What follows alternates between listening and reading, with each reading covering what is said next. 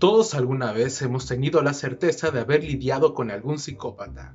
Usamos el término medio en broma, medio en serio para referirnos a todo aquel que se comporta con nosotros como un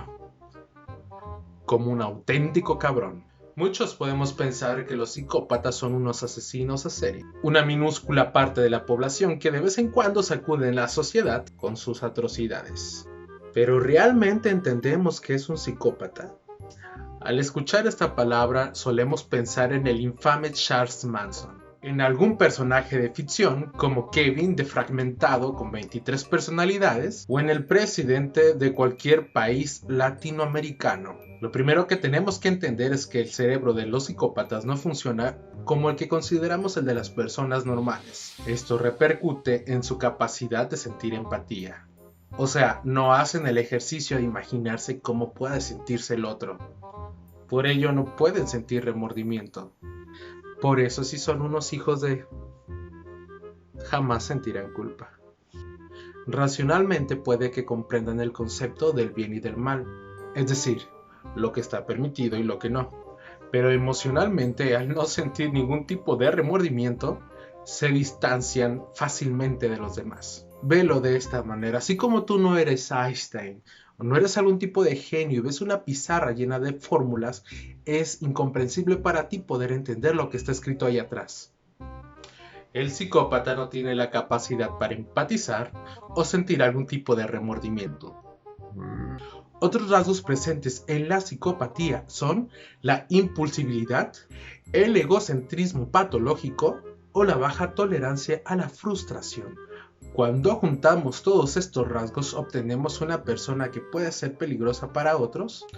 Por un lado es capaz de pensar solo en su beneficio y por otro no tiene ningún reparo en llevarse a los demás para conseguir sus fines. Todavía se está intentando entender por qué algunas personas tienen esta condición, que por cierto no se trata de una enfermedad mental, sino de un trastorno de la personalidad. La idea de que un psicópata es un pobrecito que tuvo una infancia horrible, que por eso se ha convertido en una persona horrible y que con un poco de amor y compasión esta persona cambiará, es totalmente falsa. Hay psicópatas que viven en familias completamente normales con padres súper amorosos. Aunque no deja de ser cierto que el crecer en un entorno violento favorece el recrudecimiento de algunos rasgos de la psicopatía. El psicópata nace con su condición.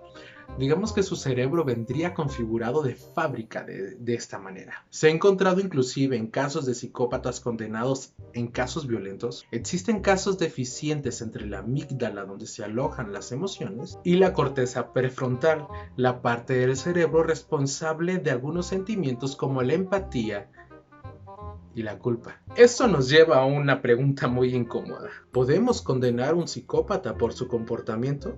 Evidentemente, desde un punto de vista social, las acciones de un psicópata están mal, porque perjudican a otros. Da igual a qué escala, pero ¿hasta qué punto es condenable lo que hace? Entendemos que el psicópata no tiene elección, no es capaz de sentir como nosotros. Obviamente que si se vuelve muy peligroso tiene que ser aislado de la sociedad. Pero piensa, si un esquizofrénico o un autista no son responsables por sus acciones, técnicamente tampoco lo sería un psicópata. Ojo, pero esto no significa que todos los psicópatas terminen siendo asesinos seriales o genocidas. La mayoría de hecho está integrada a la sociedad. Puede ser un amigo, un familiar o un colega del trabajo. Según el psicólogo Robert Hart, el 1% de las personas podría ser psicópata. Eso significa que dentro de nuestra universidad podría existir uno. Eso me da un poco de pendiente. Hart es el creador del TCL, un test para poder identificar la psicopatía. Su test ha sido muy bueno en el estudio de este trastorno, pues hasta entonces podría ser complicado detectar a un psicópata, algo que es extremadamente importante cuando se está lidiando con un criminal. Por ejemplo, ya sé lo que estás pensando y quieres hacer el test de Hart para ver si eres un psicópata. Antes que nada, si te angustia mucho el saber si eres un psicópata, felicidades, entonces no lo eres. Pero igual y te dejo en la descripción por si las dudas el link para que puedas ingresar a realizar ese test. Pero cuidado, el resultado es orientativo, es decir, es mejor que este test sea conducido por un especialista. Por otro lado, Half informa que es muy difícil lidiar con un psicópata por la capacidad que tiene de manipular a las personas. En el caso de los que son criminales, se les sometía a programas de resolución que fallaban estrepitosamente porque los psicópatas aprendían lo que la sociedad quería que hicieran. Fingía haber cambiado para después de ser liberado seguir siendo un psicópata. Y es que no existe un tratamiento para poder revertir la psicopatía. El psicópata nunca dejará de serlo. Por eso, gracias a las contribuciones de Half, se han readaptado este tipo de programas en Norteamérica, no para que el psicópata aprenda que lo que hizo está mal, sino para que entienda que cuando obra mal, eso puede afectarle negativamente a él mismo. ¿Quieres saber otra cosa inquietante? Según Hart, allá donde haya una profesión que ofrezca poder y prestigio, tenlo por seguro que hay un psicópata ejerciéndolas. Banqueros, inversores de bolsa, militares y, muy a nuestro pesar, políticos.